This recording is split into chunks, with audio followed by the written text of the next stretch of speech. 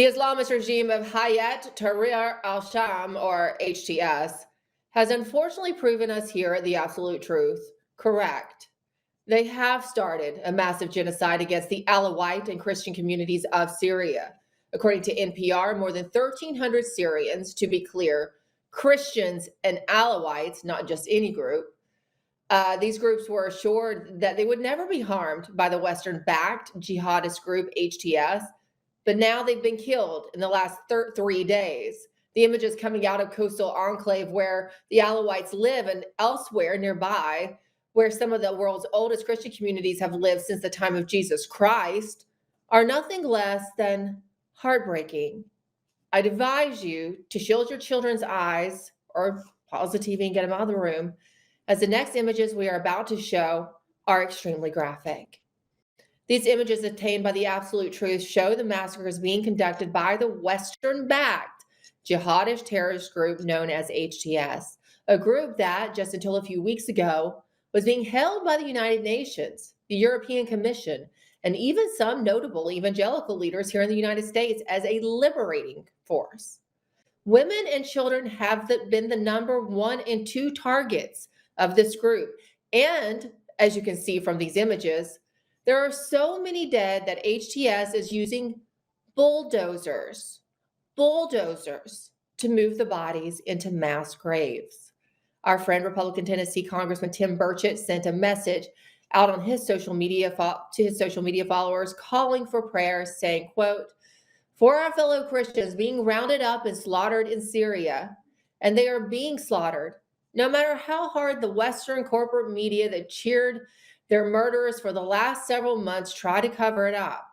I'm joined now by somebody who knows the situation all too well on the ground. It's Catholic priest, Father Ben Kiley, who has extensive experience supporting Syria's embattled ancient Christian community, trying to support them and keeping them in their homeland. Father Ben, thank you so much for joining us today. It's gut-wrenching to see some of the images coming out of Syria. This was predictable. It was absolutely predictable.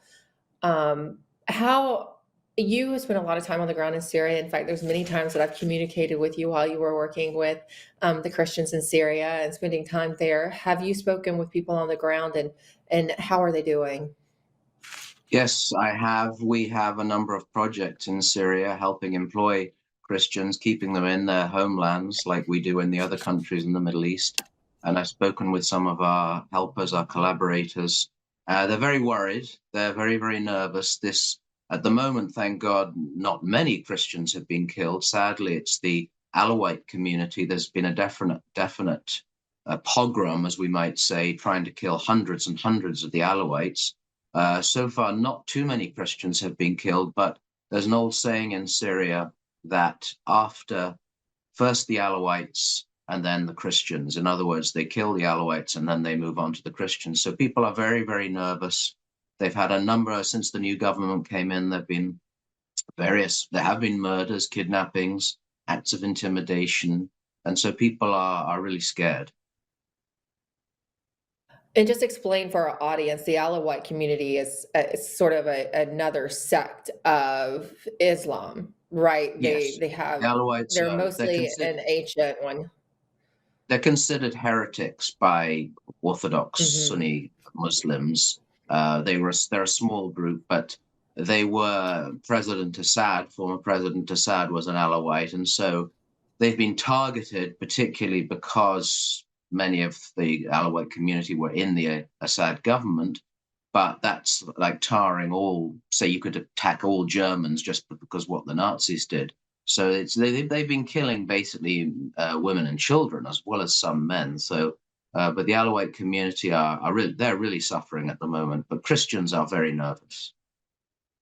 Yeah, understandably so. We had a source from Syria send us some rather graphic photos of attacks and murders in Syria. It was all Alawites. They were not Christians. It was the Alawites, but it's absolutely gut-wrenching to see. And, you and I expected this. We talked about what this would probably mean installing Abu Muhammad al-Jilani in a leadership role there, which he is Western backed.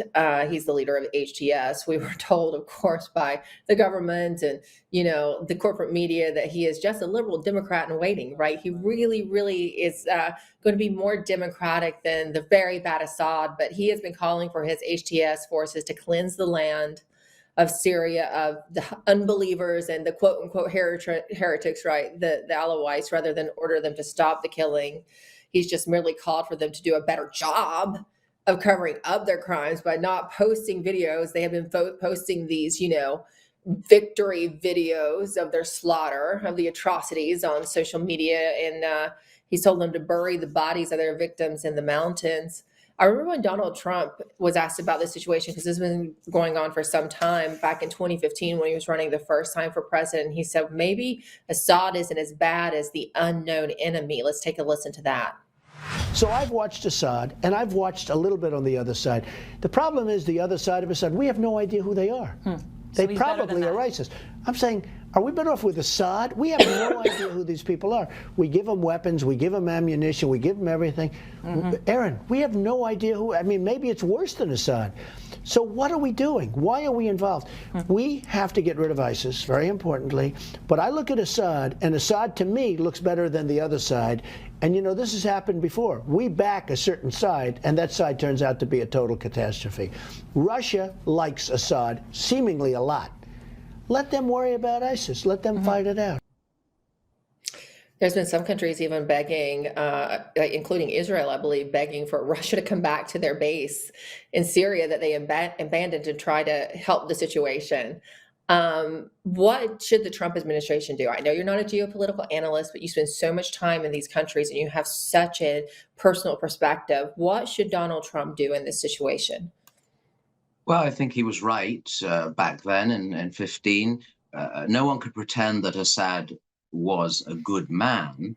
As one of my friends once said, they're all monsters. You just have to decide which monster you're going to work with. But you look at the replacement. The guy is now in a suit, but you look at his heritage. He's Al-Qaeda from the beginning all the way through. He's graduated through, as it were, the Al-Qaeda Academy. Now, just because he's put a Western suit on, the West, the EU, and the Davos crowd are all swooning all over him, literally swooning, imagining that just putting a suit on means you've left all that ISIS and Al-Qaeda theories behind. The jury is very much out, but it's not at all clear that this is going to be a good thing. And whether you can be called an Assad apologist, it's not true. What is true, though, is that however bad he was, before the uprisings, there was peace in Syria. Communities lived in peace with one another because it was a secular republic. Now, for example, the new constitution of Syria being proposed demands that the president be a Muslim, which means immediately Christians and all other are immediately secular citizens. That's not good for a so-called new democracy. So we need to keep, we're certainly not boots on the ground, but we need to be ready somehow to assist Christians. If mass slaughter is beginning, then we can't just sit back and watch. It appears that Syria really is on the war. You might not qualify it yet as a civil war, but it's certainly on the brink of civil war. And as you noted, one of the groups most targeted will be the Christians. You said we can be ready to help. What does that look like? Well, Emerald, we're believers, you and I know many of your audience. We first pray. That's not as I always say, it's not a last resort. We must pray for our brothers and sisters. That's what Scripture tells us. When St. Peter was in jail, in the Acts of the Apostles, we're told the church prayed constantly. And what happened? His angel came and rescued him. So we pray first. But also there are many things we can aid. We better not start. The European Union and Britain have started to talk about giving aid to the new government in Syria. We hold back on that. We wait and see. We try and help the people. We can support charities, etc., feeding and medicine, etc. But I think we need to be very demanding. We need to walk tall and carry a big stick with this new regime and warn them quite clearly what will happen if they start mass murder. They've started mass murder, but if they continue this. And that's something where the Trump administration, President Trump, President Vance could be very influential and is in thwarting any kind of aid and incentivizing other countries, or at least putting pressure on other countries not to provide aid to this Islamist jihadist rebel that's now taken power. There's so much going on in the region. You were just in Egypt. I did not know that till we started the show today. I've spent some time in Egypt working with Coptic Christians. Given the situation in Gaza and of course Syria as well, is there some kind of concern within that community? It's always a tenuous situation for them, right? Sometimes it's better than other times. What's the situation right now today for Coptic Christians in Egypt? Well, Coptic Christians, Emerald, as you know, are some of the most ancient Christians. Their community was founded by St. Mark the Apostle in Alexandria. And they've suffered over the centuries because of Islam, of course, suffered terribly. Just we remember back in 2015, those men, the 21 martyrs, as they're called, the Coptic martyrs, dressed in their orange jumpsuits, being led out onto the beach in Libya and having their heads cut off by ISIS. Actually, the Copts are very proud of their martyrs because these are men and women who have stood up for the faith. But they're worried. The whole region is in turmoil. And always Christians are the ones who suffer. They are always in the middle. Yet Christians are peacemakers. So Christians aren't going into battle people always bring up the Crusades. That's the argument of hundreds of years ago, a waste of time.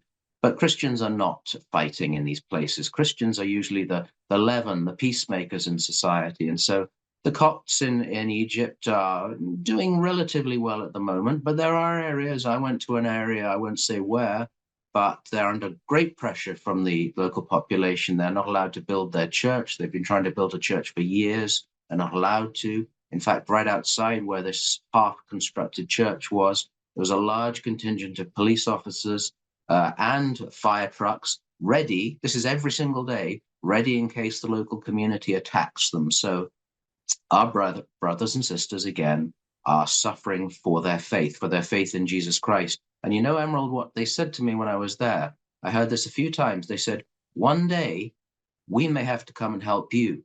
So we're not being mercenary helping them, but you know, one day we're helping them. And if we don't help them, what happens the day we need help? Our brothers and sisters there who've suffered for the faith may one day have to come and help us. We are persecuted. We are being a little persecuted, less so now under the new administration, thank God. But certainly in Europe, it's getting very unnerving to be a Christian now. Yeah, and that's where you are today. I'm having returned safely from Egypt. Father Ben's organization is Nazarene with an A at the end. Notice the spelling there, okay? It's in the bottom of the screen, Nazarene.org. If you'd like to support his organization, they do great work.